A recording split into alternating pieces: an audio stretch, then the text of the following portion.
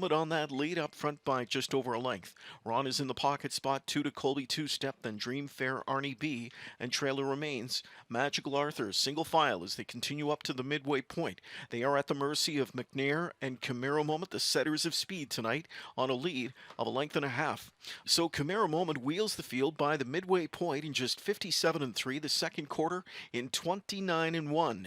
And as they go into the final turn, Camaro Moment is up front by a pair of lengths. In at the rails, second is Ron. Third inside to Colby, two-step. Here with a rush comes Dream Fair Arnie B, rocketing his way out of fourth. Ron is committed from the pocket spot.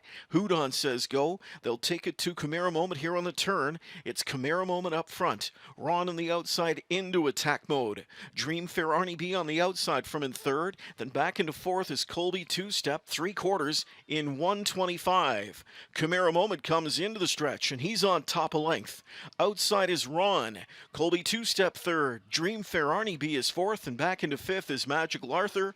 Camaro Moment has stepped away to a two-length advantage here in deep stretch, and it will be Camaro Moment to win tonight's third race.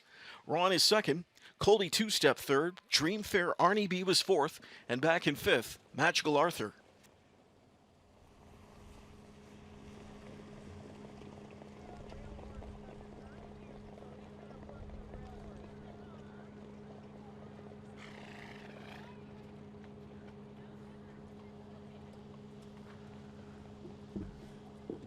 In 125, Camaro Moment comes into the stretch, and he's on top of length. Outside is Ron. Colby two-step third. Dream Fair Arnie B is fourth, and back into fifth is Magical Arthur. Camaro Moment has stepped away to a two-length advantage here in deep stretch, and it will be Camaro Moment to win tonight's third race. Ron is second. Colby two-step third. Dream Fair Arnie B was fourth, and back in fifth.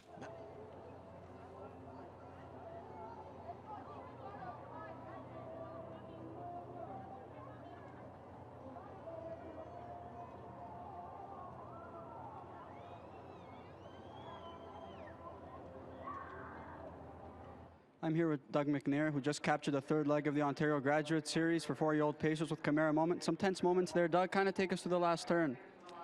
Yeah, you know, he messes around a little bit in the turns, that horse. He gets on that right line in a hurry. So, I mean, he was pacing well, traveling good, and then just coming out of the turn, and next thing you know, he shifted on me, and I could see the pylon, a couple pylons going in between me and or the horse's legs and the wheels. So, I mean, I thought for sure I got two. That's why I drove him right to the wire. But I mean, it looks like he went in one and then come out and hit the next one, and it was inside two for sure. So I mean, I got real lucky, obviously. But he's a funny little horse to drive sometimes. Now, a 5-horse field ahead of the final this week. No Cold Creek Queso obviously in the mix. Was that kind of the trip that you envisioned? You go into the lead and just kind of waiting for a final turn sprint? Yeah, kind of. You know, he's so handy. He's as fast as any horse in that field off the gate. And I figured Phil would be wanting to follow me, and Travis kind of took a bit of a shot at leaving the gate, but he's so quick-footed there out of the gate and in the stretch as well. You know, he takes his time in the middle of the race sometimes and plays with his head. And I mean, he's a funny little horse to watch. But when he hits high gear in the stretch, he can pace real fast. Now, you almost have an experience edge over this field. You have almost as many starts this year as the rest of the field combined. Do you kind of find that an advantage or a disadvantage when you're facing colts like this who kind of are a bit fresher?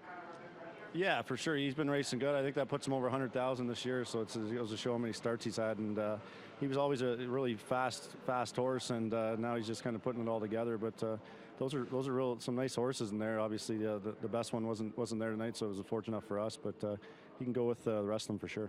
Well, best of luck ahead of next week's final.